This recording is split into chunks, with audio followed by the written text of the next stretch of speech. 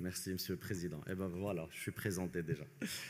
Donc voilà, donc je remercie énormément l'association Amal pour cette invitation et on va rentrer rapidement dans le sujet. On m'a demandé de parler de l'otite moyenne aiguë et on va aborder cette pathologie du diagnostic au traitement.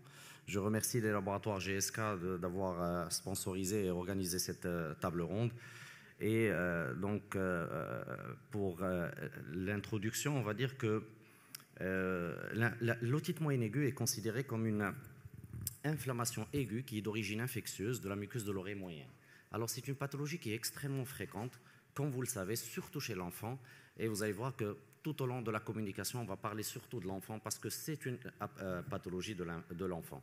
Alors c'est une infection qui est beaucoup plus virale que bactérienne. Vous allez voir qu'il y a beaucoup de surinfections bactériennes. Mais le challenge ici, et c'est vraiment très très important, et vous êtes peut-être plus concernés que nous, c'est que c'est un problème de santé publique. Pourquoi c'est un problème de santé publique? Parce que c'est une cause extrêmement fréquente de prescription d'antibiotiques, et souvent à tort malheureusement. Et comme vous le savez, dans notre pays, on n'a pas encore une structuration et une organisation parfaite dans les indications de la prescription médicamenteuse, des antibiotiques surtout, ce qui va augmenter les résistances. Et vous allez voir que quand on arrivera aux indications thérapeutiques, que l'antibiothérapie a ses propres indications, des indications dans des situations bien précises dans l'otite moyenne aiguë et qu'on ne traite pas toutes les otites moyennes aiguës par les antibiotiques. Alors, juste pour comprendre un petit peu le challenge et la physiopathologie de cette otite moyenne aiguë, je vais juste rappeler un petit peu, un petit rappel anatomique de l'oreille. Voilà, ici, je ne sais pas, est-ce que vous voyez ma souris? Non, je vais passer. Non, ça ne passe pas, c'est pas grave. Donc, vous voyez ici, je vais essayer de mettre un pointeur ici. Non. Pardon. Oui, pour avoir le pointeur là.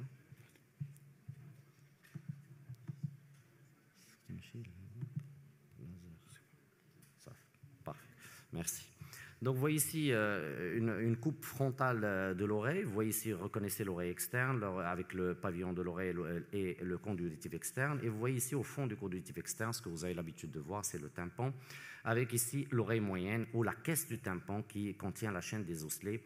Et c'est ça ce qui nous intéresse aujourd'hui, c'est cette partie, la caisse du tympan qui se trouve entre l'oreille externe et l'oreille interne. Et vous voyez que cette caisse du tympan, c'est l'inflammation de la caisse du tympan qui définit l'otite moyenne aiguë, et plus que l'inflammation, elle est définie par une collection au niveau de cette caisse du tympan. Et vous voyez ici la relation de la caisse du tympan avec ce conduit ostéocartilagineux qui est la trompe auditive, qui va partir directement vers le cavum. Et comme vous le savez certainement, c'est vraiment la principale cause de l'otite moyenne aiguë, c'est cette défaillance, on va dire, de la trompe auditive qui va aérer l'oreille moyenne ou la caisse du tympan. Vous savez que la caisse du tympan a une muqueuse qui est respiratoire, qui est sécrétrice, et donc il y a une accumulation des sécrétions qui sont continuellement drainées par la trompe auditive, et quand il y a une défaillance de la trompe auditive, il y a eu cette accumulation de sécrétions, et qui dit accumulation dit stase, dit infection, et c'est l'otite moyenne aiguë. Vous voyez ici une diapositive qui vous montre un petit peu la trompe auditive chez l'adulte ici à gauche et chez l'enfant ici à droite, et vous voyez qu'il y a une différence, c'est que la trompe auditive chez l'enfant, elle est horizontale et elle est plus courte. Et cette explication qui est anatomique va expliquer que l'otite moyenne aiguë est l'apanage de l'enfant. Pourquoi? Parce que d'abord, quand elle est horizontale, vous avez l'aspiration des germes du rhinopharynx ou du cavum vers la caisse du tympan, plus facilement que, regardez, chez l'adulte, c'est vertical, donc les germes doivent passer contre la gravité. Et puis également plus courte, donc la route est plus courte, la route est facile pour arriver à la caisse du tympan. Et c'est juste pour vous dire que toutes les otites moyennes aiguës viennent du cavum, du rhinopharynx, des infections rhinopharyngées à travers la trompe auditive. Et vous voyez pourquoi elle est l'apanage de l'enfant, parce que la trompe auditive est plus horizontale et plus courte que chez l'adulte. Alors, On va parler un petit peu d'épidémiologie rapidement avant de passer à la clinique. Alors, vous voyez, c'est l'enfant entre 6 et 24 mois, mais il y a le grand enfant également, jusqu'à 5-6 ans, avec des facteurs favorisants qui sont en rapport soit avec le terrain, comme le faible poids de naissance, les fentes vélopalatines, etc., ou avec l'environnement, bien sûr, le tabagisme parental, le séjour en crèche, etc. Tout ça va favoriser un petit peu les otites moyennes aiguës récidivantes. Et vous voyez ici, toujours en termes d'épidémiologie, les germes responsables. Il faut savoir que la plupart des otites moyennes aiguës sont virales. Vous voyez que tous les virus peuvent être mis en cause. Le virus respiratoire syncytial, les virus para-influencés, grippaux, etc. Mais la surinfection bactérienne est très fréquente, 60 à 80%. Et vous allez voir que les deux bactéries, on va dire, qui sont les plus fréquents et d'ailleurs qui sont ciblés dans la thérapeutique, on va le voir, c'est l'Haemophilus influenzae, les streptocoques pneumoniae. Il y a d'autres bactéries qui surviennent dans des terrains particuliers. Alors, voici donc ce que je vous ai dit tout à l'heure. Vous voyez ici, ça commence toujours par une rhinopharyngite virale. Vous voyez cette rhinopharyngite virale qui va donner un œdème de la trompe d'Eustache avec accumulation des sécrétions et multiplication des bactéries. Et cet œdème de la trompe d'Eustache va la rendre dysfonctionnelle et il y aura une aspiration des germes du rhinopharynx vers l'otite moyenne aiguë. Et ça va passer par les 3 phases de l'infection que vous connaissez très bien qu'on va voir en clinique. D'abord la congestion, ensuite la collection et ensuite l'évacuation ou la perforation. Alors, on va arriver à ce diagnostic clinique et bien sûr le maître symptôme c'est l'otalgie. L'otalgie est très importante, elle est souvent constante avec des signes généraux plus ou moins présents, de la fièvre, les signes d'infection chez l'enfant comme les troubles digestifs, etc. Et puis après, vous pouvez avoir une otorrhée qui va vous signer la rupture du tympan. Ça, c'est très important. Les parents vous disent le soir que l'enfant n'a pas dormi toute la nuit, il avait trop mal à l'oreille, mais que le matin, il a bien dormi à 6 heures du matin et quand on l'a vu son oreiller, il était mouillé, il y avait du pus sur son oreiller. Donc c'est l'otorrhée, c'est l'abcès qui s'est crevé, il a perforé le tympan et un abcès crevé, il est plus douloureux. Donc l'apparition de l'otorrhée va donc soulager le patient. Et parfois, elle est découverte au stade de complications quand les convulsions hyperthermiques, la paralysie faciale, les vertiges, on va peut-être les revoir. Alors, l'autoscopie est très importante. En général, on dit que c'est un examen facile. Ce n'est pas facile du tout. Il faut avoir toutes les conditions.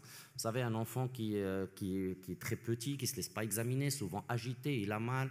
Vous examinez, vous avez un bouchon de cérumen. Donc, parfois, ça peut être très compliqué de voir un tympan. Hein. C'est la réalité des choses. Ce n'est pas toujours aussi simple. C'est pour ça que je vous conseille un petit peu de s'équiper. L'équipement va vous aider énormément. Il faut avoir une aspiration, avec des canules d'aspiration. Ce n'est pas grand-chose comme matériel.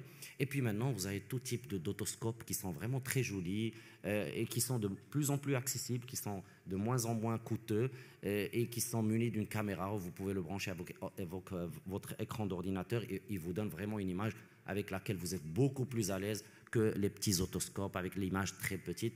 Dans le marché, il y en a beaucoup qui vous permettent d'avoir une belle image du tympan. Alors, vous avez 3 aspects évolutifs, l'otite moyenne aiguë, congestif, suppuré ou perforé. Vous voici ici, juste pour rappeler les repères d'un tympan normal, vous voyez qu'il est transparent avec le manche du marteau qui est inclus totalement dans le tympan, qui est bien visible, qui est en bas et en arrière. D'accord. Et si vous avez une bonne lumière, vous voyez le reste de la chaîne osticulaire. Ici, vous avez l'enclume et l'étrier. Mais ce qui est important, c'est ce manche du marteau. Et à partir de la partie inférieure du manche du marteau, vous avez un triangle lumineux qui part vers le bas et l'avant. Donc à chaque fois que vous n'avez pas ces 2 repères, le manche du marteau et le triangle lumineux, ça veut dire qu'il y a quelque chose. Très souvent, si le tympan est fermé, il y a quelque chose derrière le tympan. Parce que n'importe quelle collection, n'importe quelle inflammation du tympan va modifier ces repères anatomiques qui sont très très importants à connaître, qui sont le manche du marteau oblique en bas et en arrière, et puis le triangle lumineux oblique en bas et en avant. Et vous voyez ici les 3 stades évolutifs. Vous avez l'otite moyenne aiguë congestive avec un tympan inflammatoire très rouge, mais il n'y a pas de collection. Vous avez l'otite moyenne aiguë suppurée avec une collection, on va le voir avec un tympan qui est bonbon, et vous avez l'otite moyenne aiguë perforée avec une perforation tympanique. Il faut rassurer les patients, la perforation tympanique qui fait suite à l'otite moyenne aiguë se ferme dans plus de 95% des cas, surtout chez l'enfant. Vous faites un examen après 15 jours, 3 semaines, vous trouvez le tympan fermé. Surtout, bien sûr, si la guérison est là. Vous voyez donc ici l'otite moyenne aiguë congestive, la différence avec avec la collection, c'est que vous voyez encore les repères du tympan. Le tympan est rouge, inflammatoire, mais vous pouvez toujours voir le manche du marteau. Ça, c'est très important. Alors que quand il y a une collection, la collection pousse le tympan vers vous et il se décolle du manche du marteau, vous ne le voyez plus. Donc à chaque fois que vous ne voyez plus le manche du marteau, c'est probablement qu'il y a une collection qui pousse le tympan.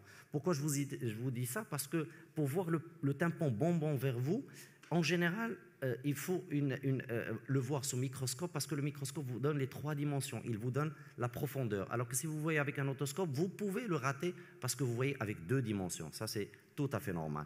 Et donc, vous gardez les signes indirects, le manche de marteau est toujours présent, il n'y a pas de collection en général, vous êtes dans l'otite moyenne aiguë congestif. Alors que l'otite moyenne aiguë collectée, regardez, vous voyez un tympan bonbon, hein, un peu partout, plusieurs images, regardez ici, qui est très très bonbon vers vous, et il n'y a plus de repère anatomique, il n'y a plus de manche du marteau parce qu'il s'est décollé du tympan et vous avez un abcès en général de l'oreille moyenne qui est bien sûr très douloureux et qui serait parfois donc possible et intéressant de faire une parasynthèse, de l'évacuer.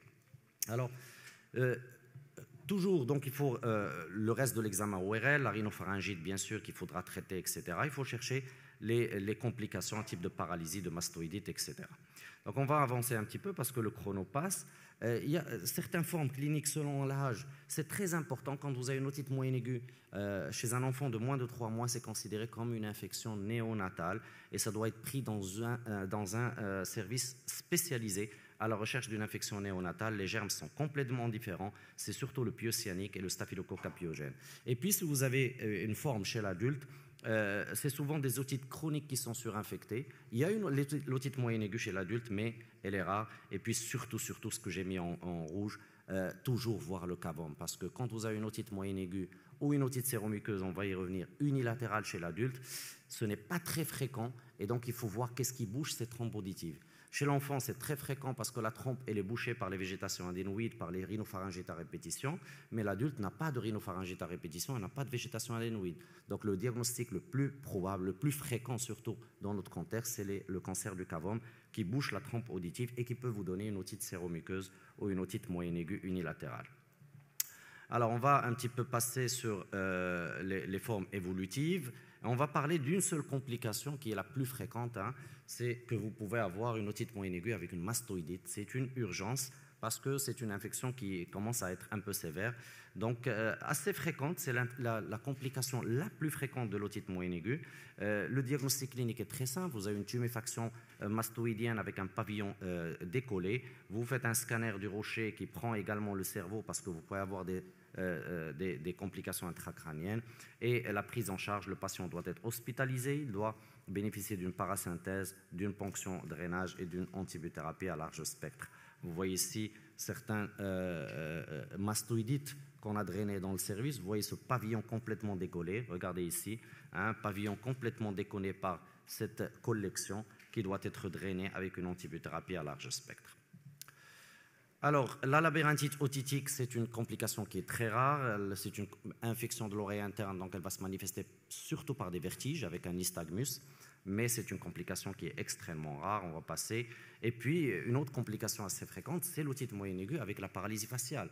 Pas mal d'otites moyennes aiguës vont se compliquer d'une paralysie faciale. Alors, ce qu'il faut savoir, déjà rassurer le patient parce que c'est une paralysie faciale qui est bénigne, qui en général régresse spontanément après le traitement de l'otite moyenne aiguë. Et donc la récupération est habituellement complète et vous voyez la paralysie faciale périphérique liée à l'otite moyenne aiguë représente plus de 6% des paralysies faciales chez l'enfant. Et par contre, ce qui est important, c'est qu'un enfant qui consulte pour une paralysie faciale périphérique doit impérativement bénéficier d'une otoscopie parce que si ce n'est pas une otite moyenne aiguë, ça peut être un cholestéatome. C'est les causes de la paralysie faciale, c'est bien l'oreille, c'est connu que le nerf facial passe dans tous les compartiments de l'oreille. Alors, quelques complications endocrâniennes. Hein, ce qui est important pour les connaître, c'est qu'une otite moyenne aiguë, quelle que soit la fièvre, quel que soit l'état un peu dégradé du patient, il n'y a pas de trouble de conscience. Si vous avez des troubles de conscience ou des signes neurologiques, il faut faire une IRM ou un scanner cérébral en urgence parce que Parce que quoi? Parce que l'oreille moyenne est directement liée à la base du crâne. Le toit de l'oreille moyenne, c'est la base du crâne avec les méninges. Vous voyez ici un empyème cérébral qui complique une otite moyenne aiguë. Vous voyez ici également un abcès de la fosse cérébrale postérieure qui complique une otite moyenne aiguë. Donc il y a vraiment une très fine couche osseuse entre la caisse du tympan et le lobe temporal en haut, entre la mastoïde et la fosse cérébrale postérieure en arrière. Et parfois, cet os est déhiscent. Et donc, toute infection de l'oreille moyenne peut passer vers le cerveau ou la fosse cérébrale postérieure. Alors, on va passer sur les séquelles. C'est important, on ne va pas passer parce que les formes séquelaires, je voudrais insister surtout sur une entité, c'est l'otite séromuqueuse. Pas mal d'otites moyennes aiguës vont se compliquer et guérir et laisser une otite séromuqueuse. Alors, c'est quoi une otite séromuqueuse? Très simplement, c'est l'accumulation d'un liquide qui est aseptique au niveau de l'oreille moyenne, au niveau de la caisse du tympan. Ce liquide, il est aseptique, donc il n'y a pas de fièvre, il n'y a pas d'altération de l'état général, il n'y a pas de douleur, mais c'est du liquide au niveau de la caisse du tympan. Les vibrations sonores se transmettent dans l'air et non pas dans le liquide, donc il y aura une surdité de transmission. Et ce liquide doit être traité parce que sinon il va évoluer vers des otites dangereuses qui sont les otites cholestéatomateuses. Donc vous voyez ici quelques signes cliniques d'otite séromuqueuse. Vous voyez que le tympan devient trop transparent, il n'y a plus ce tympan qu'on reconnaît, ou alors vous voyez ici un cas vraiment typique avec des bulles d'air, du liquide et des bulles d'air derrière le tympan. Ça, c'est l'otite séromuqueuse qu'il faudra adresser et opérer parce qu'il faut aspirer ce liquide et mettre un aérateur transtympanique. C'est très important parce que par la suite, ce liquide va liser le tympan, il va rétracter le tympan et c'est l'évolution vers les otites cholestéatomateuses ou l'otite dangereuse. Donc, dans le suivi de l'otite moyenne aiguë, il faut guetter cette otite séromuqueuse. Les perforations tympaniques également, on va passer. Alors, on va passer à la prise en charge thérapeutique. Pas beaucoup le temps. La prise en charge thérapeutique, vous avez des moyens que vous connaissez tous, que vous avez tous prescrits. C'est la surveillance d'abord, avec le traitement de la douleur, bien entendu. Mais cette surveillance, quand vous optez pour une surveillance, il faut absolument contrôler l'enfant dans 48 heures. C'est très important. Quand vous ne donnez pas une antibiothérapie, et ça on va le voir tout à l'heure, il faut avoir la possibilité de contrôler l'enfant après 48 heures. Bien sûr, les antalgiques, les anti-inflammatoires que vous pouvez donner, les gouttes auriculaires antalgiques type Otipax, ils sont très bien, ils contiennent une petite anesthésie locale, mais il faut dire aux parents ou aux patients que si vous avez l'autoré, il faut l'arrêter parce qu'ils sont contre-indiqués en matière de perforation tympanique. Comment il va le savoir? Dès qu'il y a une autoré, il y a automatiquement une perforation tympanique. D'accord? Donc, la prise en charge thérapeutique par l'antibiothérapie, vous voyez la voie d'administration, c'est bien sûr Péros. Toutes les molécules peuvent être données, mais on va voir que les plus efficaces, c'est l'amoxicilline acide clavulanique, on va le voir. Et en matière d'indication, c'est le traitement ambulatoire, sauf dans les formes compliquées. Le traitement symptomatique, dans tous les cas, vous voyez ici les indications thérapeutiques ou les indications de l'antibiothérapie. Il faut garder à l'esprit que chez l'enfant de moins de 2 ans, l'antibiothérapie est systématique. D'accord? Ça, c'est le premier réflexe.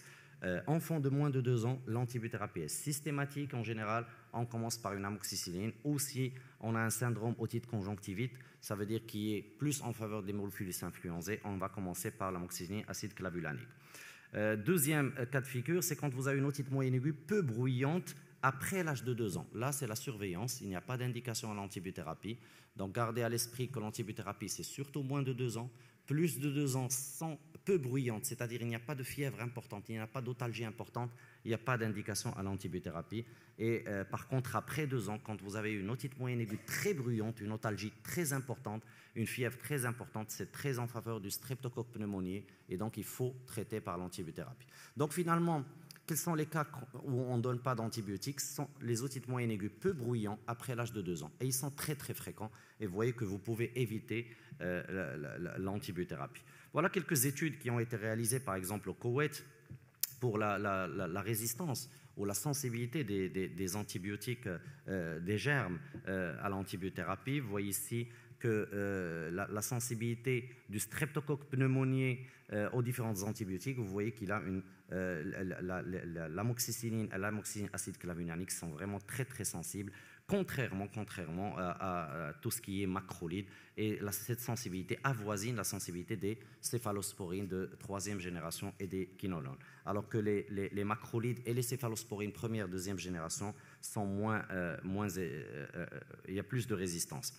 Une autre étude qui a été réalisée en Arabie Saoudite cette fois, vous voyez ici toujours le streptocoque pneumoniae, quelle est la sensibilité? Toujours une très très bonne sensibilité à l'amoxicilline acide clavulanique, qui avoisine carrément le ceftriaxone et les nouvelles quinolones. Donc vous n'avez rien à craindre, vous pouvez traiter par de l'amoxicilline ou de l'amoxicilline acide clavulanique, surtout si vous avez un syndrome otite conjonctivite pour ces otites moyennes aiguës.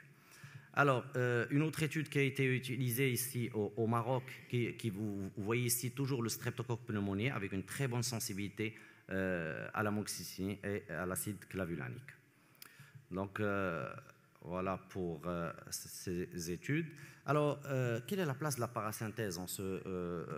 Souvent, on se demande quelle est la place de la parasynthèse. Ce sont les otites résistantes, immunodépression et les otites moyennes aiguës compliquent. Alors, voilà, pardon, juste pour rappeler que la parasynthèse à visée antalgique n'est pas indiquée systématiquement, même dans ces cas. Il faut la garder surtout pour les otites résistantes, pour déterminer le germe responsable, pour faire une antibiothérapie si vous avez des otites qui ne guérissent pas sous traitement médical. Et il faut savoir que c'est un geste qui est un peu compliqué, surtout si vous avez un petit enfant. Il faut vraiment avoir le microscope, l'aspiration, le matériel, etc. Alors, l'évolution, cette otite moyenne aiguë, très souvent guérit spontanément. Vous voyez l'intérêt de ne pas donner une antibiothérapie systématique. J'ai bientôt terminé. Soit elle part vers l'échec thérapeutique ou la récidive, et à ce moment-là, il faut déterminer les facteurs de risque, faire une parasynthèse. Les complications sont rares. J'ai terminé. C'est une urgence pédiatrique fréquente. L'adulte, attention, il y a une urgence, il faut voir le CAVOM.